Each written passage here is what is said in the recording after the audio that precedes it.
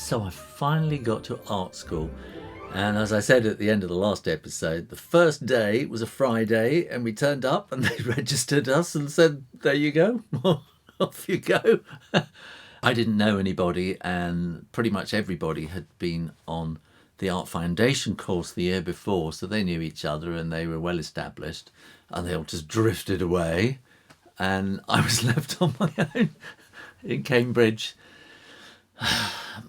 And I didn't know what to do, so I went home for the weekend. So I came back Sunday night, ready to start art school Monday morning. And I had this fantastic image of what art school was going to be about. I kind of imagined we'd all be sitting around in coffee bars and discussing life, the universe, everything, and just doing stuff. And first thing Monday morning, we had life drawing. Well, I had never done life drawing in my life, and that came as quite a shock. And of course, all the others had been doing life drawing for a year at least. And the nearest I got to life drawing would be copying photographs. And suddenly, boing, there was this naked man in the room posing away. And he loved posing.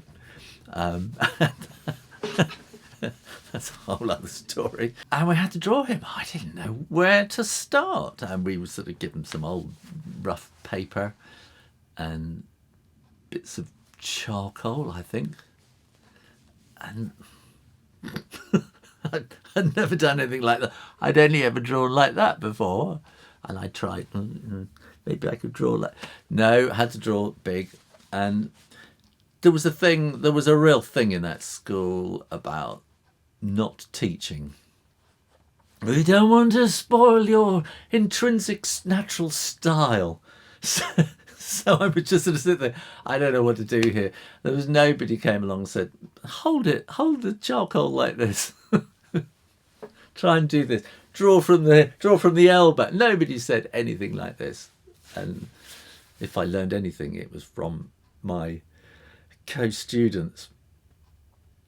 And I had been working in the kind of graphics art business.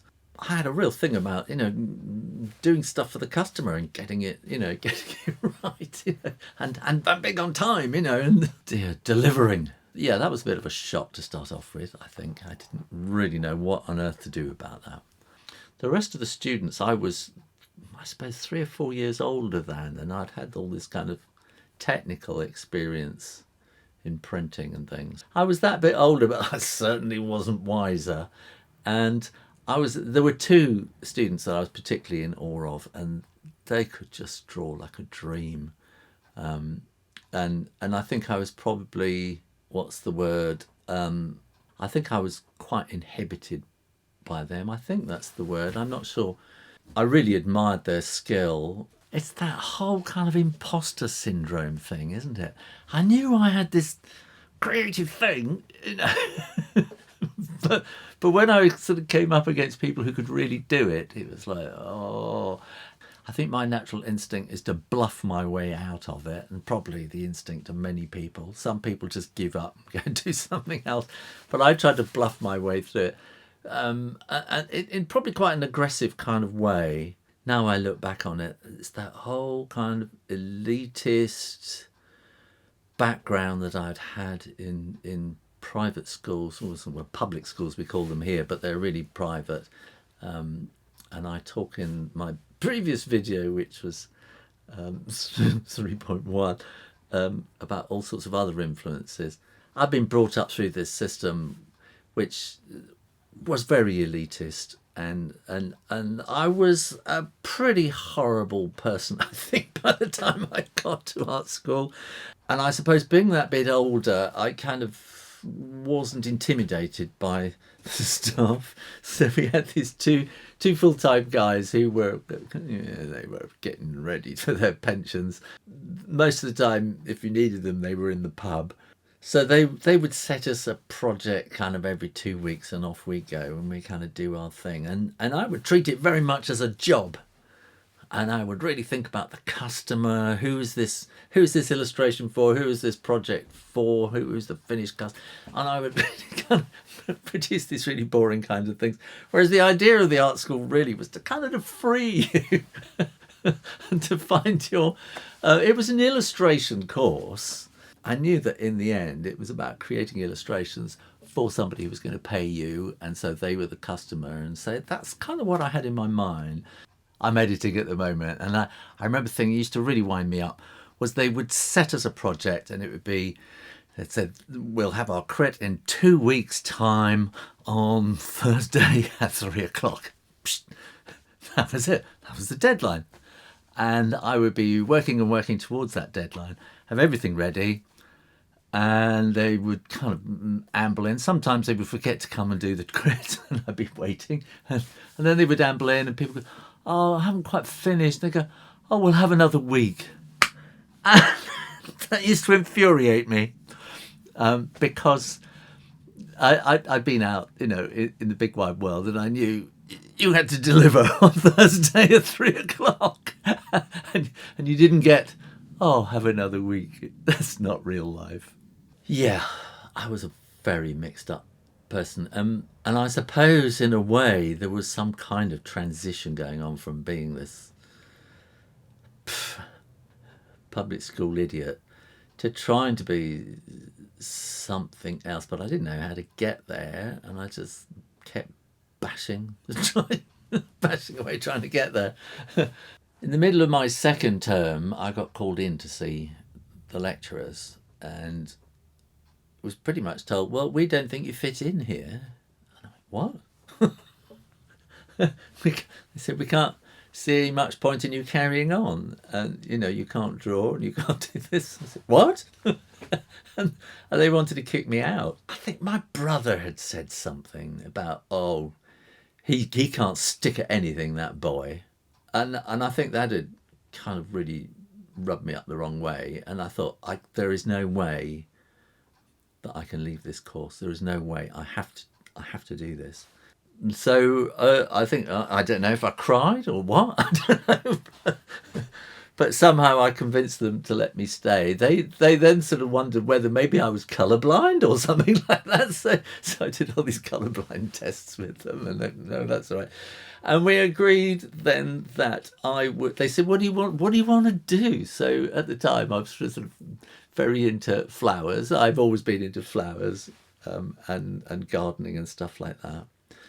And I said, I want to do botanical illustration. They went, oh God, that's so boring.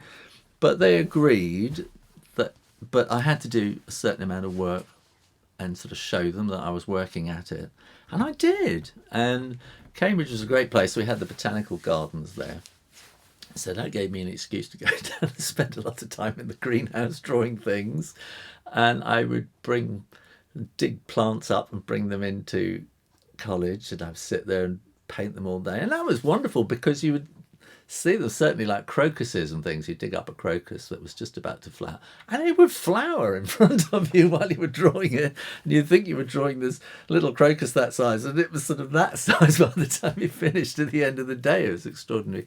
And I remember one night I was working away on an illustration, and I had my headphones on. I had Beethoven's Eroica on.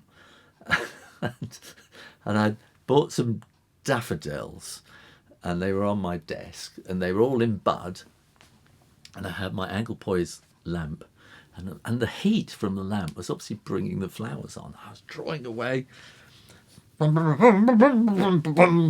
blaring away in the background, and then there's this amazing part in Eroica where it just builds up to this incredible crescendo, whoosh, and so I kind of looked up from the desk, and these daffodils had all come out while I was drawing, and they were kind of illuminated by this sort of Anglepoise lamp above them, sort of whoosh, and it was just the most extraordinary sort of existential experience, being part of this growth. I don't know, and that was wonderful. I just kept sort of drawing flowers and things until I got bored, and they realised I got bored, and they said, right, okay, well, come back on the course.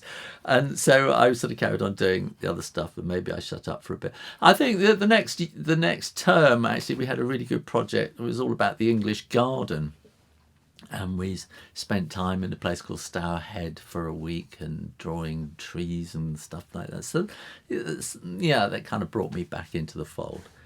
We had these two lecturers who were there the whole time who, bless them, the course was coming to an end. The course was called A Diploma from the Society of Industrial Artists and Designers, which was pretty meaningless, really. And the society was closing down. I don't know if it's even in existence, but they were closing down the course. And so the two lecturers were thinking, oh, what are we going to do? We need a job. And they were spending all their time trying to get converted into a degree course or something. So that they were concentrating on other stuff. We were left pretty much to our own devices. But we had visiting lecturers who would come once a week. We had some interesting people come and sort of teach us. One of them was this man called Colin McNaughton, who's a children's book author and illustrator. And he was really sort of teaching one of the other years, the year 3, I think. And then he kind of wandered through to us, and I kept seeing him. And people kept looking at him and looking at me because we kind of look really quite similar.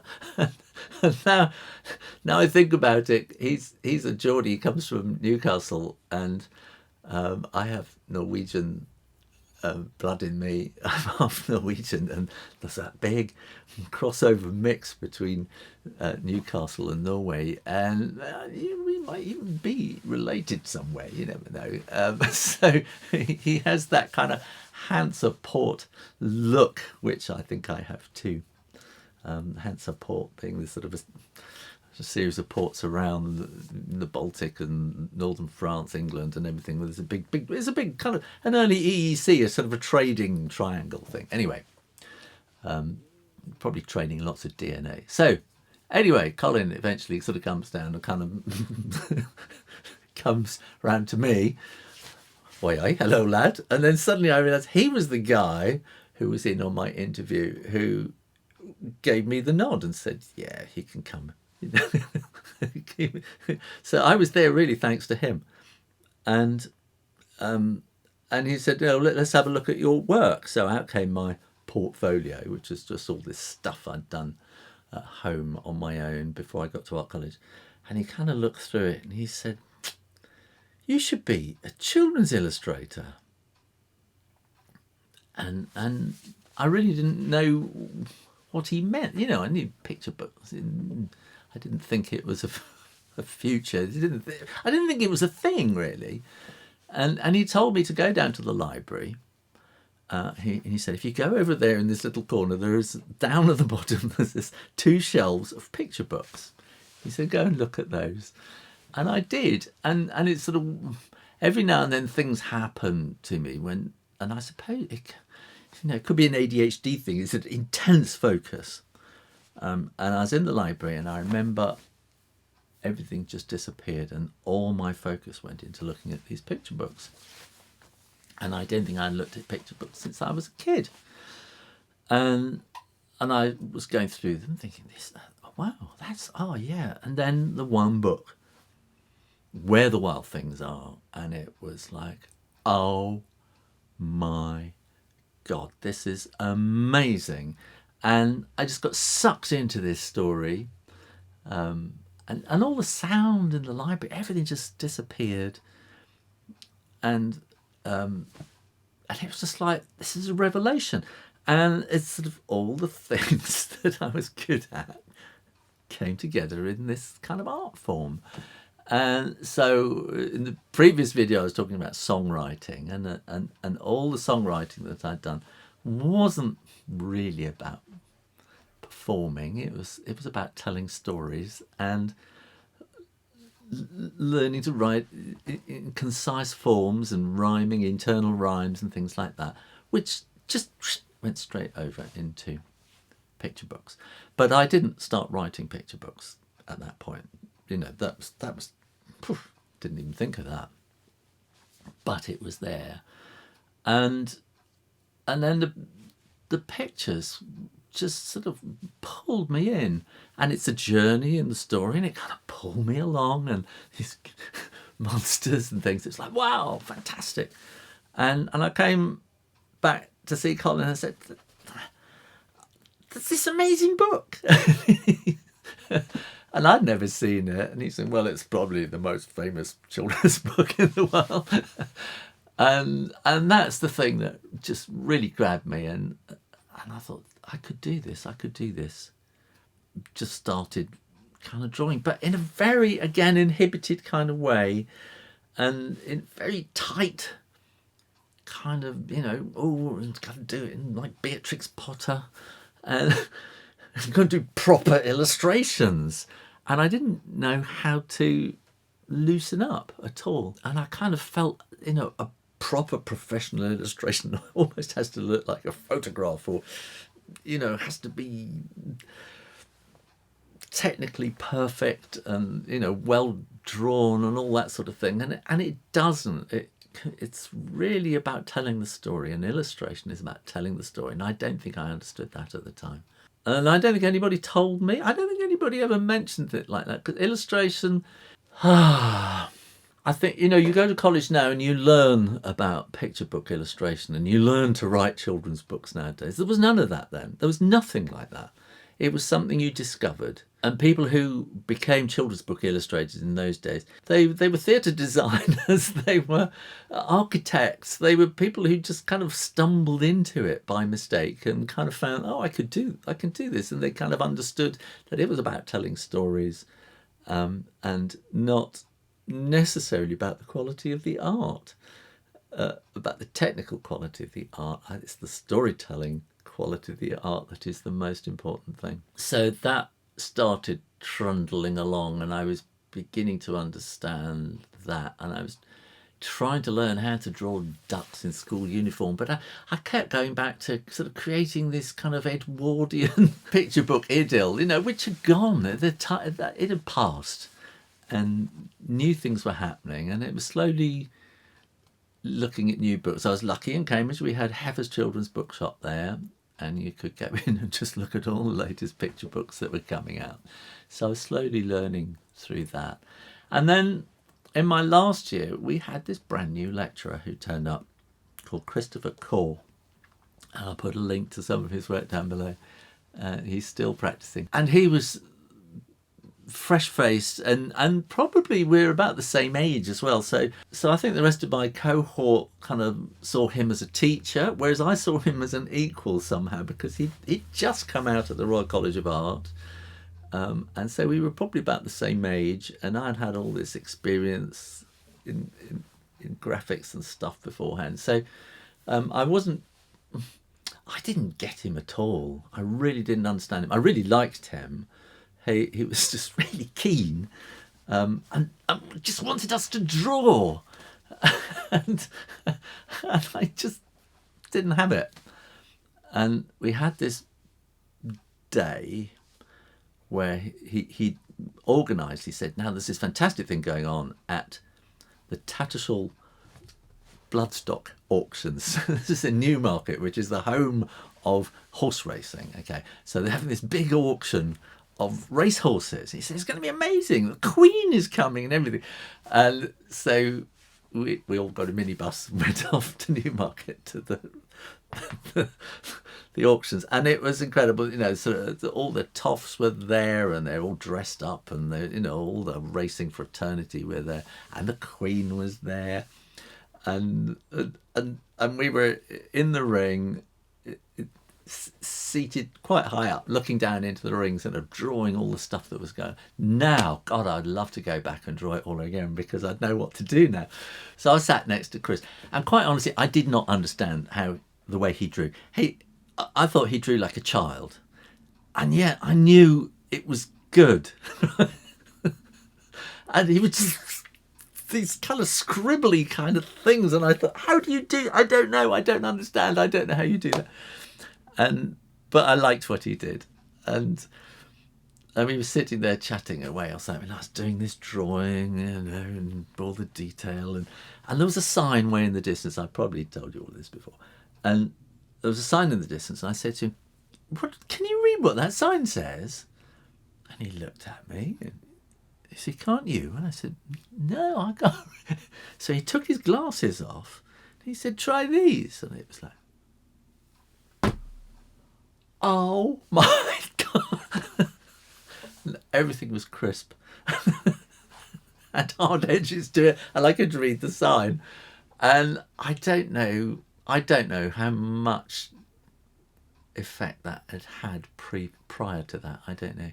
But I went home, arranged to see an optician, and she kind of looked at, she went through the test. She said, I wouldn't normally give somebody glasses with your prescription. She said, but I can see as an artist you would notice the difference.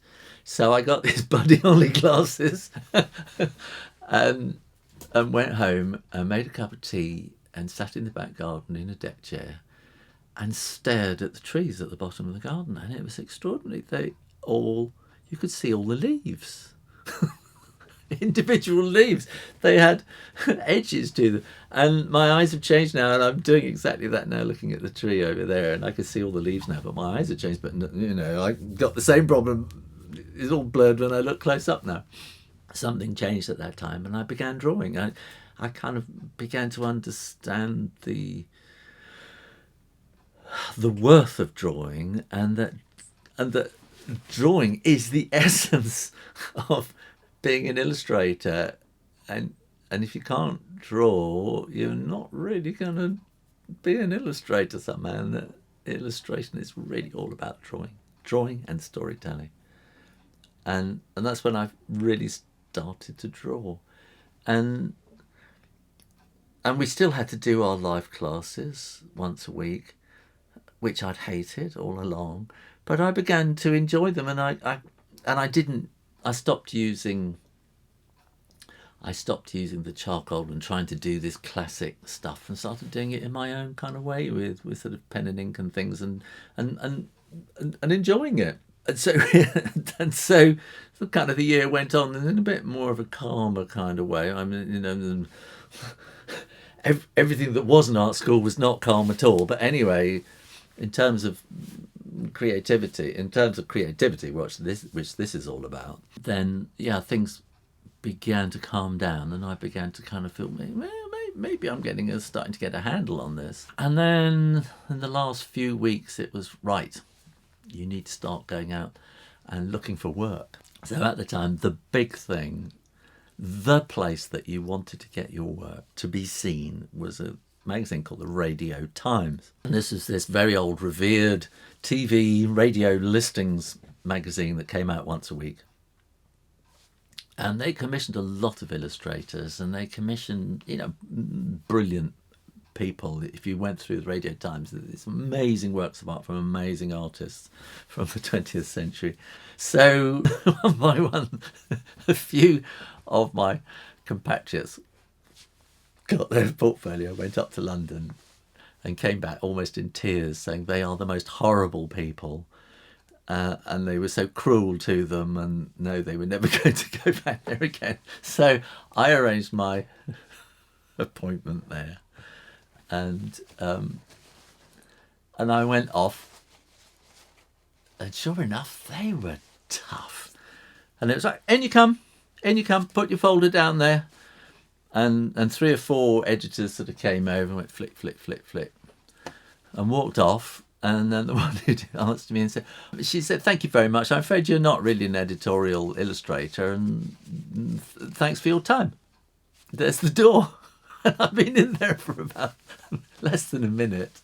And it was the same story that everyone had told. They'd all said, they'd come and said, you're not editorial. I zipped my folder up, and I got to the door and half opened it, and I turned around. Something told me. I turned around and said, I don't understand. What do you mean by editorial?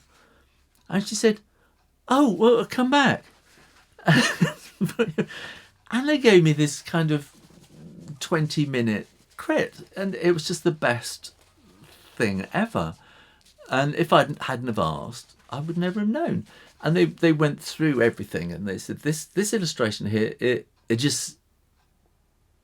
doesn't say it. They said, we've got this one page, it's bang. That spot has to tell that story there and then, finished. He said, your illustrations, every single one of them, you want to turn the page. You want to know what's going on. They said, you're a storyteller. Okay. I said, every illustration that you want to turn the page. She said, you stick to books. She said, go away and do books.